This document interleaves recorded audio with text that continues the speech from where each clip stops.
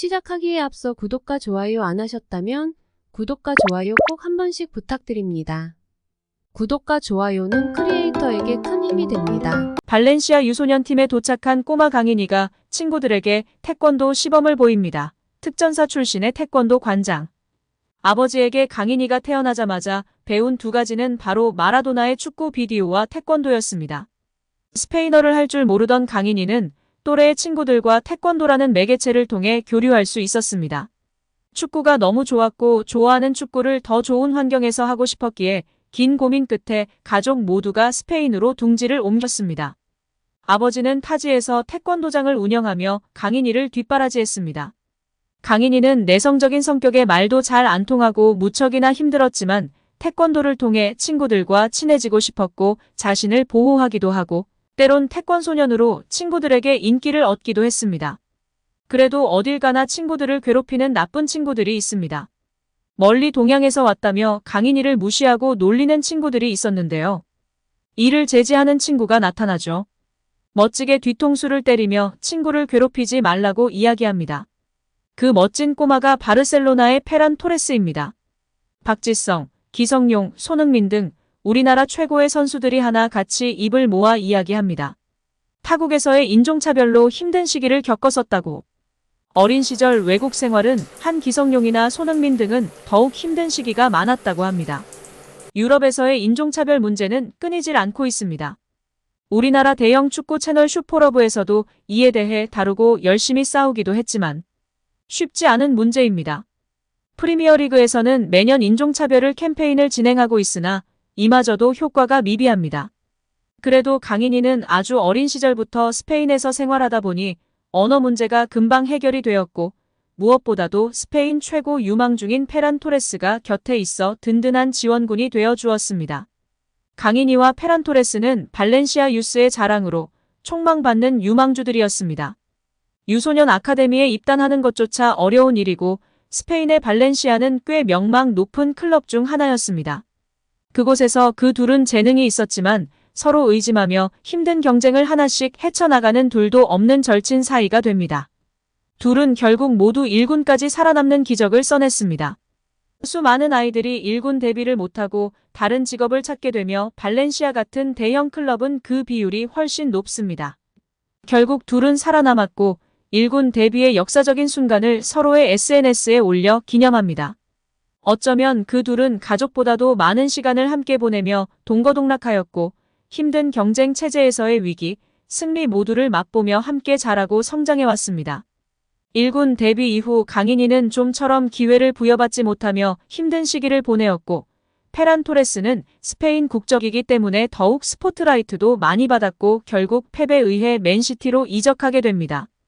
페란 토레스는 맨시티 이적 후 이제는 말할 수 있다 인터뷰로 크게 화제가 되었습니다. 발렌시아 시절 17세 때 처음 1군에 올랐고 그 시절 주장이었던 페레흐는 좋은 주장이 아니었다고 폭로성 인터뷰를 하게 됩니다. 당시 감독이었던 마르셀리노 감독에게 비판 지속되는 위기가 찾아왔고 선수단의 분위기를 흐리고 감독 경지를 몰아붙인 범인은 이강인과 페란 토레스라는 말도 안 되는 말을 주장인 페레흐가 이야기한 것입니다. 감독 경질의 원흉으로 지목된 강인이와 토레스는 어린 나이에 무척이나 힘든 시기를 겪었습니다. 그들을 바라보는 동료들과 스태프들의 눈빛과 행동은 이전과 달라졌습니다. 팀에서 완전히 소외되며 힘든 시간이 지속되었습니다. 페란 토레스는 맨시티로 이적하며 기사회생하였지만 팀에 홀로 남은 강인이를 걱정하던 페란 토레스가 폭로성 인터뷰를 한 것입니다. 그리고 인터뷰를 통해 강인이를 지지하고 응원하였습니다. 저는 강인이를 매우 사랑해요. 그는 더 훌륭한 선수가 될 수 있어요. 그리고 발렌시아는 절대 저에게 했던 실수를 강인이에게도 저질러서는 안 돼요. 강인이에겐 애정과 자신감이 필요해요. 충분한 출전 시간이 주어지고 보장된다면 강인이는 지금보다 훨씬 더 성장할 선수예요. 제가 보장할 수 있어요. 그는 힘든 시간을 보내고 있고 지금 외로워하고 있어요. 어린 시절부터 함께 성장한 그는 이강인의 성격을 잘 알고 있었고 그가 처한 상황을 심각하게 걱정하고 있었습니다. 팀을 떠나서도 자기 자신에게 도움이 되지 않을 인터뷰를 진행하며 소신 발언한 것입니다. 결국 이강인 선수도 마요르카로 이적하게 됩니다. 마요르카 이적 이후 출전 기회를 늘리면서 급격하게 성장하는 이강인 선수입니다. 단점으로 지적되던 모습들이 이번 시즌 종료 후에는 전문가 및 축구팬들이 장점이라고 칭송하고 있습니다. 놀랍도록 빠르게 흡수하고 변화하고 있으며 성장하는 모습을 보여주었습니다. 결국 프리메라리그 탑 드리블러, 패서, 중원의 사령관으로 발돋움하면서 B클럽의 관심을 한 몸에 받게 되었습니다. 이제는 파리 생제르맹 이적이 확실시 되고 있습니다. 교체 자원이 아니라 가장 유망주 발굴에 탁월한 파리 생제르맹 캄포스 단장이 직접 픽하여 파리 생제르맹에 데려온 것입니다. 호비뉴, 네이마르, 음바페 등을 발굴한 장본인입니다. 캄포스가 찍은 유망주는 세계적인 선수가 된다라는 이야기 있을 정도입니다. 감독이 안 데려와서 걱정하는 분들도 있는데요. 루이스 엔리케는 점유율을 중시할 뿐 아니라 많이 뛰며 압박하고 수비 가담을 중시합니다.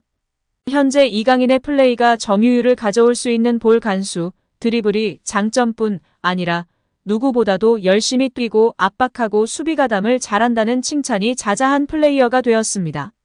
루이스 엔리케가 부임하고 파리 생제르맹 중원의 핵심이 될 이강인 선수입니다. 어린 시절 둘도 없던 친구와 타지에서 힘들게 고생했던 서름을 이겨내고 바르셀로나와 파리 생제르맹에서 뛰게 되는 탑 플레이어들이 되었습니다. 이제 세계 축구에서도 월드클래스로 발돋움할 날이 머지 않았음을 믿어 의심치 않습니다. 오늘 영상은 여기까지입니다. 우리 구독자분들의 생각은 어떠신지 궁금합니다. 댓글로 의견을 남겨주시면 감사하겠습니다. 끝까지 시청해주셔서 감사드리며 다음에도 더 좋은 영상으로 찾아뵙도록 하겠습니다.